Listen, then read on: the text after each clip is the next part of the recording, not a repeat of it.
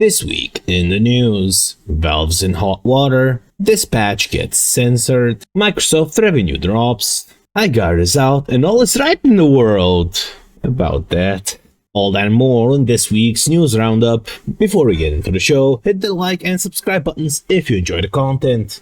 We're kicking off this week with what could be one of the stupidest lawsuits that could have come out of a court. And it's against Valve. Apparently they're in legal troubles. I mean, if you can even say that.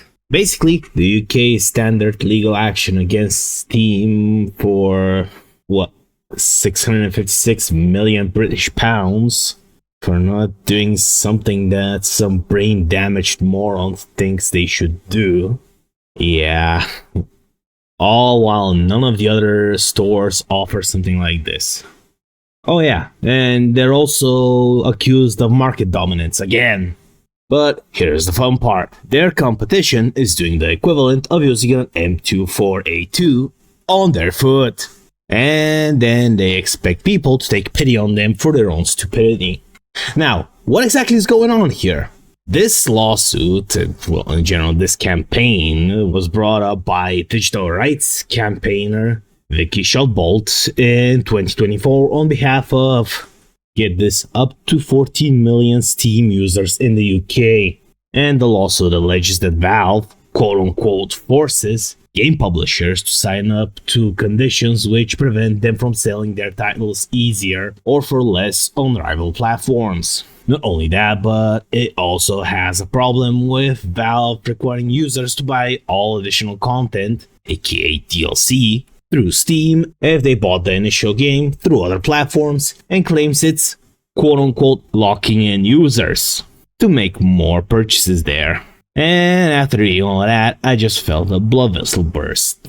Because some people should not be allowed to do anything. Let's take a small detour their supposed quote-unquote locked-in statement.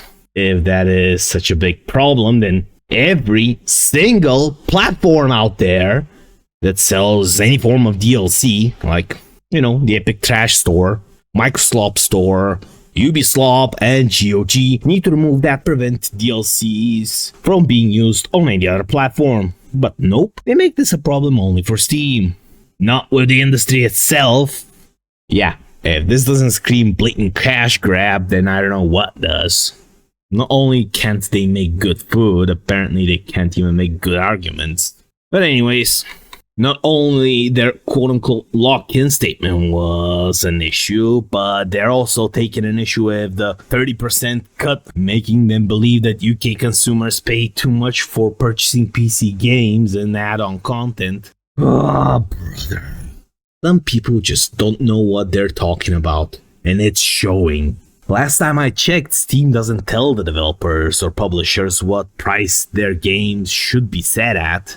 They can suggest a price per region, but it's ultimately down to the developers and publishers if they want to follow that or not. Oh, brother. This is gonna be a wild week, isn't it? And just as to prove me right, Ubisoft is pulling out all the slop and claims that DI only improved things. This gem came from a former employee. Yeah. The crazies are coming out in force apparently this week. Now, who's this, well, for a lack of a better word, educated, and I'm using this term loosely, individual? Well, that would be Kensuke Shimoda, a former game designer at Ubisoft Osaka, who recently took to Twitter to share his thoughts, denying that the DEI initiatives have had any negative impact on Ubisoft and its share prices. Alright. I'll hold my thoughts on this, and I'll give them to you after we read this statement. And trust me, there is a reason why I want to do that. His statement goes as follows. I won't bother quoting it, but I'm appalled that people are still spreading false rumors about how, quote, Ubisoft's share prices is falling because they were too focused on DEI. As a former employee, I can unequivocally state that DEI advocates didn't wield that much influence. In fact, DEI initiatives were actually beneficial. Brackets improvements to the work environment, market expansion to South America and the Middle East, etc. The decline in marketing creative departments stemmed from big business syndrome. something that can happen to any large company. One example of this was the excessively low turnover rate, leading to a clear lack of senior/lead level staff with experience developing online/mobile/free-to-play games. Additionally, as a French-first company establishing branches outside French-speaking regions to build a global development structure, they faced management issues unique to quote non-English global corporations. If Ubisoft were to abandon this analysis, succumb to online conspiracy theories, and scapegoat the DI advocates, it would surely spell the end for them. Now comes the part where we throw our heads back and laugh. Ready? Ready! Alright, I call this guy's bet and raise him one chart with stock prices. Alright, let's be serious here for a minute. To me, this comes out hella tone deaf. Sure, this could be his own experience, but just because I'm not starving, that doesn't mean that starvation isn't happening somewhere else. But let's break down his other points. If DI advocates didn't wield that much influence, then how the fuck did we get the slop story of Assassin's Creed Shadows?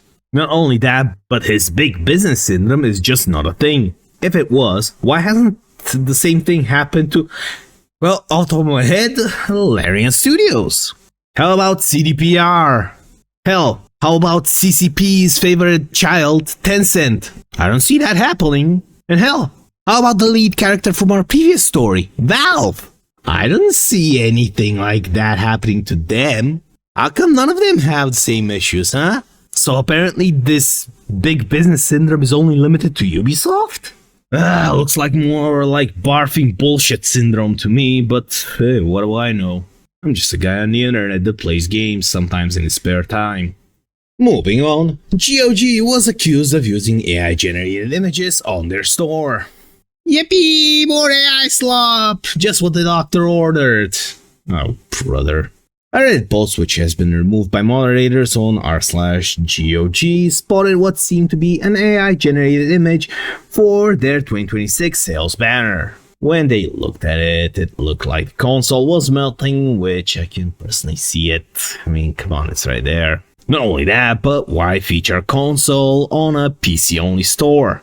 Doesn't exactly make sense now, does it? One of GOG's staff ended up replying to the official forums with this big wall of text, and in that wall of text, they admitted the banner is fully AI, and stating that their team is much smaller now than it used to be. Not only that, but the final statement rubbed me the wrong way. Maybe it doesn't matter, some store put out sloppy work for promo banner, in the end everyone is just there to buy the product. I know I enjoy seeing cool new artworks out there when I'm out to buy new products as well. When I buy a new cool figure, I like to keep the box around if it's pretty. This is kind of the same, but on digital level. More cool art to see on top of buying art. Video games in our case is always more cool art in the world, and this is what I'm happy to have. So, with everyone also feeling strongly in this thread, I'm with you, and continue speaking up in the face of future we don't like to see. Complacency is not the way. If you all truly enjoy artwork, then hire an artist to get something done. This is just gonna add another stain to your reputation, which is something the company doesn't need right now. Hell, here's a free tip for you, GOG. If somebody on your team's listening, you know the delivery girl is no longer making art for Steam sales. You know, maybe you can approach her? I don't know. Just a thought. Hell, a lot of people on Steam like that art in the first place. It ain't exactly stupid idea, but what do I know? Moving on, another article came out about layoffs. This time it's about the US and how 1/3 of their video game industry workers were laid off in the last 2 years. The data came from GDC, in which they surveyed more than 2,300 gaming industry professionals and found that 33% of respondents in the US were laid off in the past 2 years. They do also have a global scale, which sits at 28%. Half of the survey reported that their current or most recent employer has conducted layoffs in the past 12 months, and looking bright for people who want the future in the game industry. Another thing that the survey found is that 80% of US-based respondents were in favor of unionization of the gaming industry, with 5% being opposed and 13% being unsure. Moving on, this patch got censored by default on the Nintendo Switch. Gee, thanks Craptendo. They censored curse words, nudity, which is covered with black bars. Invisigal's Dream has muted sound effects and there's no option to opt out of the censorship. Mind you, both PC and PlayStation let the player choose if they want to censor this or not. Naturally, this outraged fans of the game, with Filthy even saying that it damages the experience. Worst part is, well, at least as far as I'm aware, games like Cyberpunk and Mortal Kombat are not censored on Switch. The double standard here is clearly insane. Most people weren't even aware of the censorship in the first place because they were not told it's there and that it's forced upon them. Now, I didn't find any response on any of their social media, but Eurogamer claims to have gotten a statement out of the studio. And I quote, "Different platforms have different content criteria and submissions are evaluated individually." They even assured that the censorship will not affect the overall narrative and experience. Yeah, about that. They even went on to state, "We worked with Nintendo to ensure the content within the title met the criteria to release on their platforms, but the core narrative of the gameplay experience remains identical to the original release." If this statement is true, then it feels tone deaf. People wanted the game not to be censored in the first place, and their response is to just say, "Oh, don't worry guys, it doesn't matter." That's not how you address your customers. That's not. I don't know. Hopefully they can address this next week properly? Is that too much to ask? I don't know. Well, moving on, the people who work on Fable's reboot place diversity, equity, and inclusion as the heart of their culture. And I wonder why they removed the devil horns from the remake. They also view diverse backgrounds as essential to driving creativity and innovation. I mean, sure, in a literal sense that is correct, but we all know that it's not what they mean. What they mean is hire literally anyone who is different, no matter what their qualifications are. They even further proved my point by supporting 4 employee-led resource groups. Women at PG, Pride at PG for LGBTQ+ employees, people of color at PG, and Mind at PG. Not only that, but they are running inclusive recruitment and leadership training. The absolute slop that's gonna come out of that is... Yeah, don't get me wrong, all the things is good, like, you know, earning benefits like healthcare. I mean, that's an easy dub no matter how you look at it. But then, why would you also need to run trans-inclusive coverage with this? I mean, off the top of my head, I can think of a few ways that I can abuse that if I wanted to go down that route.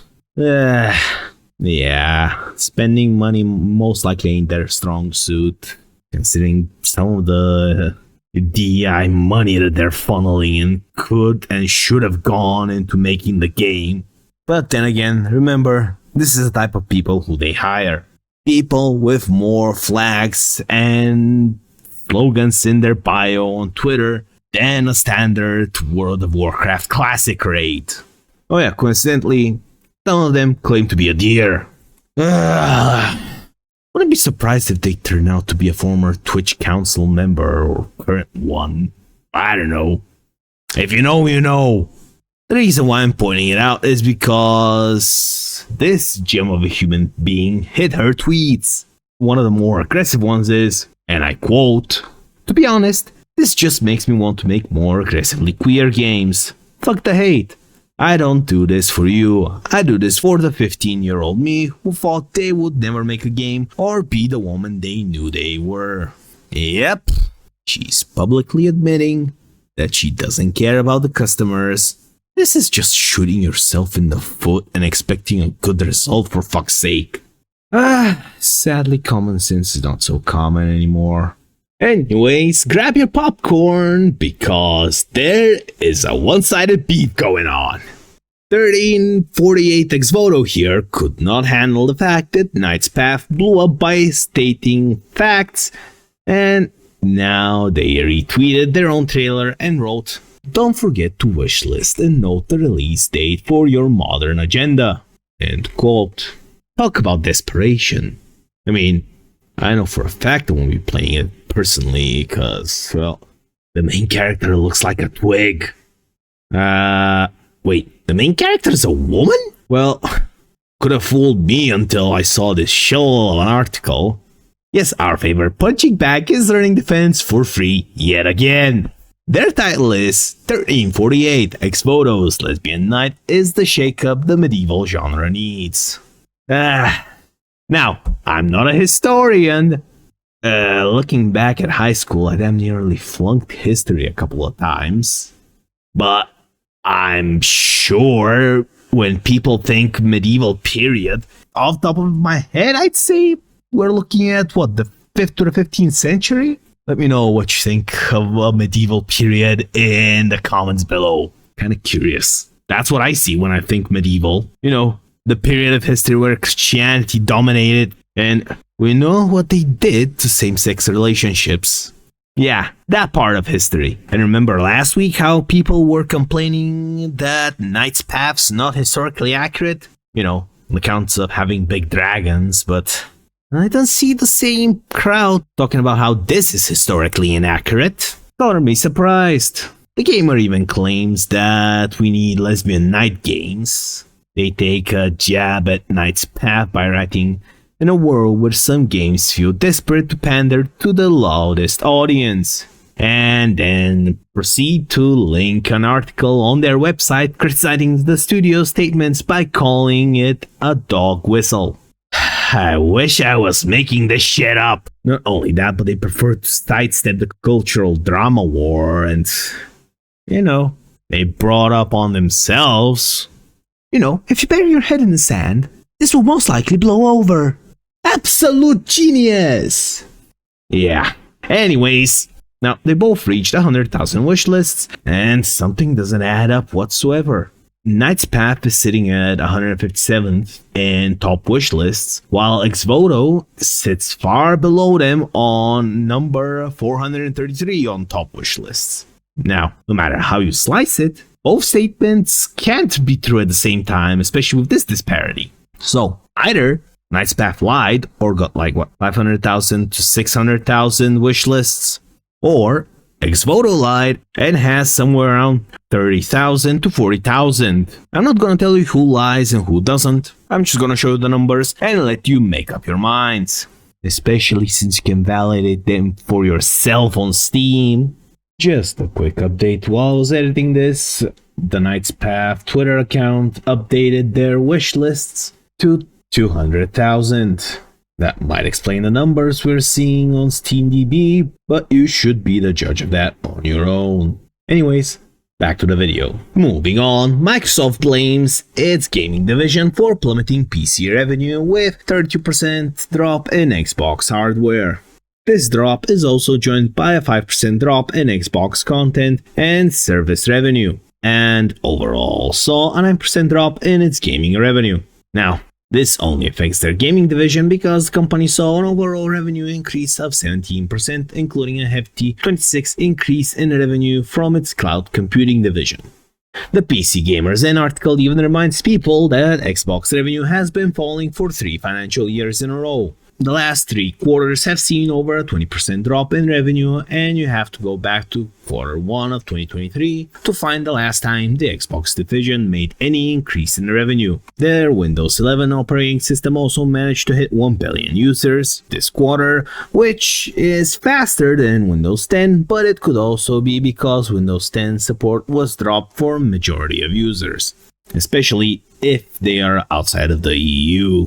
And to wrap up the week, well, this is wild, but a content creator claims they were paid a sandwich for attending a Highguard event. Was it at least good, or is it trash like the game? Well, one way to find out, I guess. Microslop revealed on X that they were offered a sponsorship but declined because he wanted to express his real opinion.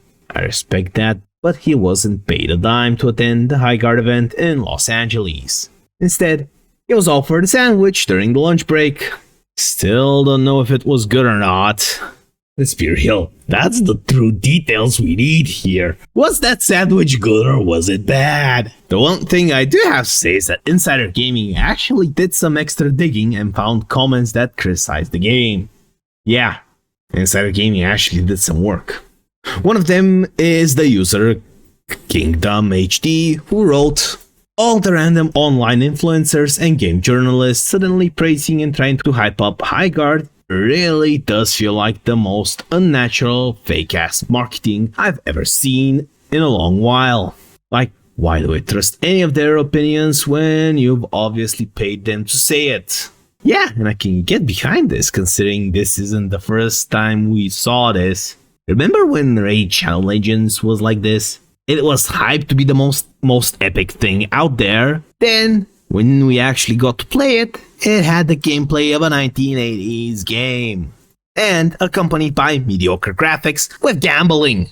I mean, the data also backs this up. While writing this on Saturday, the game had, 1,200 players with 1,500 all-time peak?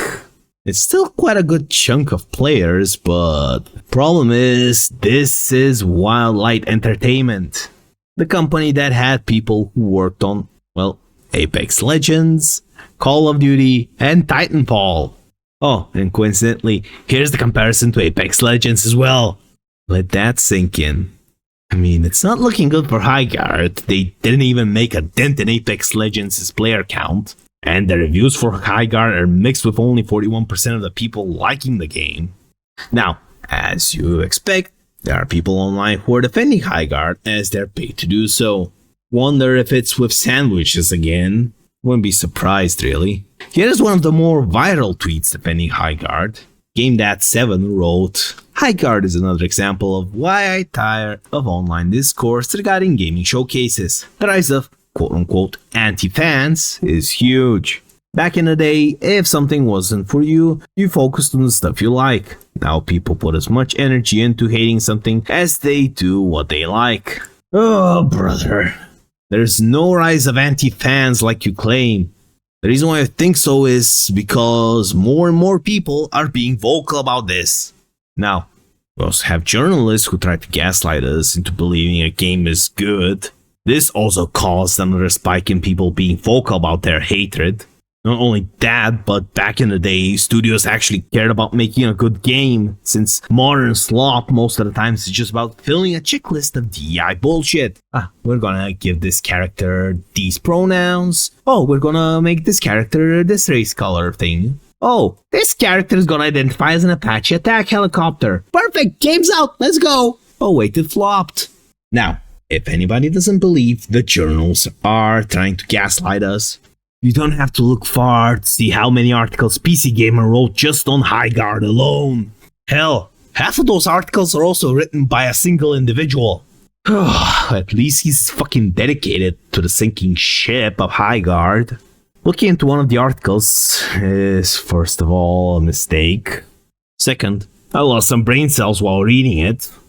And lastly, it never criticized anything about the game, since we all know there isn't one perfect game. Every game has its problems that are hard to solve. Here, they also claim that the game has slick gunplay and business model that sounds less scummy than most free shooters. Alright, I'll give them the business model, sure, but that isn't a high bar to clear at this day and age. Looking at you, Counter-Strike. As for the gunplay, it's clearly obvious just from looking at gameplay footage that it's plain and generic. The 1993 Doom had more appeal than this game. And you couldn't even use the mouse there, you had to point the character in the direction and shoot. Not only that, but they also point out that Highguard takes place on a large map in a 3v3 style shootout. And as most people pointed out in the negative reviews, the map is too fucking big. With even this reviewer here comparing it to the size of Latvia. Now, if you don't know where Latvia is, just look up the Baltic countries. I just can't with Chernos, man. He doesn't even realize that him talking about this quote-unquote sieging right here makes me not even want to try it because of how tedious it sounds. Hell, don't believe me? To quote him, once a siege starts, Highguard slows down, mounts are stowed, defenders take up overwatch positions, and the rules change to a bomb format similar to Rainbow Six Siege, but with respawns. That's right, down to the blend of destructive and non-destructive walls that make up each base, blow up 2 generators or 1 harder to reach core, and you win. Fail to do enough damage before attackers run out of lives, and both teams reset to do another shield breaker round. This sounds less fun than the vanilla Skyrim Civil War quest chain, especially taking into account that it's a 3v3 and if one player is not good enough or even goes AFK, there is a high likelihood of having one of those shield breaker rounds. PC Gamer aren't the only ones who are shilling for Highguard, apparently. Well, to no one's surprise really. Because Jeff Keighley, yes, the Game Awards Jeff Keighley, is also writing the Highguard slop. It started off with this tweet here showing he went to an event and had fun in it. Alright, sure, that's fine. It's his account after all, but man got cocky by posting this GIF with the text, and I quote, "In the next 48 hours, I'll be accepting your apologies." Yeah, so much for those apologies now. We're what 6 days in? Give or take, at least as of the point of recording. Hell, the man even stooped hella low because he's using Polygon out of everything. Fucking Polygon, yeah, to claim that Slopguard isn't DOA. I mean, it's not yet DOA, it's heading there, for sure. Hell, he even got rightfully called out in his comments with one of the most likely replies being from Osterfolk, showing that Polygon gargled Failguard's nuts. The man is even triple downing with this tweet as well, showing the meme from Tangled with swords pointed towards the main character. This could have been all avoided with a simple, "Well, I was wrong, guys," or anything of that sort. The man just refuses to give up. I mean, on one hand, I admire his stubbornness, but you gotta know when you're beat, man. You don't have to go down swinging and missing every hit, you know. Now, this is where I wish I had ended things with terrible takes, but the last person I expected would, well, make a terrible take here. The Larian CEO Sven Vinke wrote a tweet that felt like he was defending Highguard. He wrote, and I quote, "I don't like people shitting on things others have created. Putting something out into the world makes you vulnerable, and that alone deserves respect, even if you dislike the creation. It's easy to destroy things, it's a lot harder to build them. The best critics understand this, even when they're being critical. They do their best not to be hurtful." I mean, yeah, sure, criticism shouldn't be hurtful, but we shouldn't give people respect just because they released slop. This is like saying, "Oh, we should respect the chef for trying to cook a steak even though the steak is still fucking raw." Trying to find the deleted tweet right below it leads me to this rock paper shotgun article, so take it with a grain of salt since it's not a screenshot. It's a continuation on his point, writing, "Sometimes I think it'd be a good idea for critics to be scored Metacritic style, based on how others evaluate their criticism. I like to imagine it would encourage a bit more restraint. The harsh words do real damage. You shouldn't have to grow callous on your soul just because you want to publish something."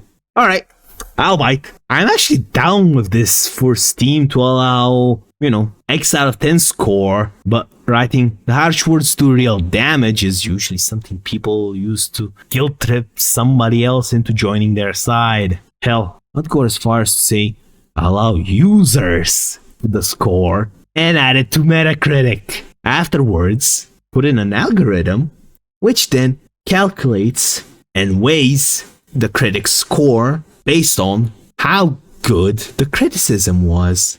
I'm willing to bet we won't have a lot of, shills from Kotaku, Polygon, and all the other shit outlets out there doing reviews or making sure their excuse of a review is the thing that puts the critic score at 9 out of 10 or something. But anyways, I digress. Returning to Sven's point, yes, you shouldn't grow callous for the sake of it, but come on, 9 times out of 10, it's general criticism towards the game.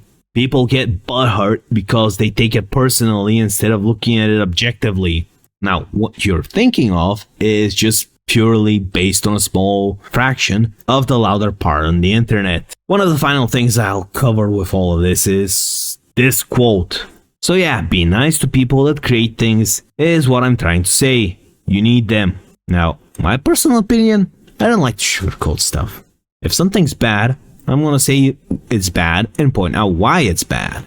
If you want to afterwards take the approach of fixing what's bad based on the feedback, hey, more power to you. If you want to bitch and whine about me telling you why this is bad while at the same time pointing to why it's bad, hey, more power to you. I know that you're not going to improve that way. Hell, nobody's going to improve without constructive criticism at the end of the day. But yeah, if we all put our hands together and say, it's good, it's great, there won't be any improvement.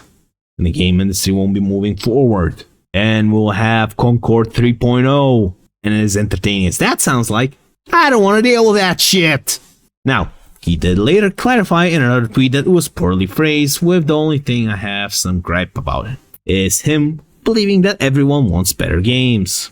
Yes, we all want better games. As he pointed out, that games just in general are being turned into money-making machines, which caused frustration in the general gaming space. He did also clarify that it was only directed towards people who truly care about their craft, so it's a little iffy if it was truly about Highguard or not. Now, speaking of Highguard, the devs are surprisingly not giving up on the game though, because they're confident in the game itself. So, speaking to Dexerto, at the Highguard preview event, the creative and design director, Johan Cord, said the studio was, quote, very excited that night, referring to the reveal and focus on getting the game in front of as many people as possible. He is aware that the market is saturated and that people would wonder why should they care about the game, but as we all know, that was never answered considering how much of a radio silence the whole thing was. The funniest part is that the lead game designer, Carlos, said, "It's always come down to the fact that we had a game that you couldn't find anywhere else." We can't find it anywhere else because it died 2 weeks after release. Well, pretty sure this is not going to be the last we hear of this game. At least, not for a while at least, but that will be all for this week's news. If you like the content, hit the like and subscribe buttons, and I'll see you next time.